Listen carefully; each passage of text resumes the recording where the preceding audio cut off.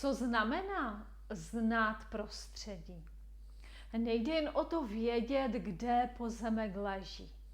Znamená to rozumět územnímu plánu, jaké je aktuální využití, je možná změna, jsou plánované nové plochy pro bydlení či komerci.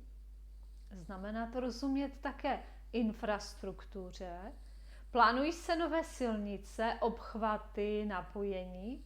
Jaká je dostupnost městské hromadné dopravy, škol, služeb?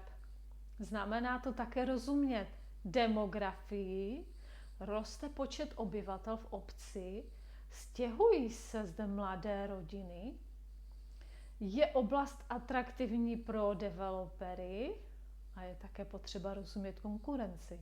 Kolik podobných pozemků je aktuálně v nabídce?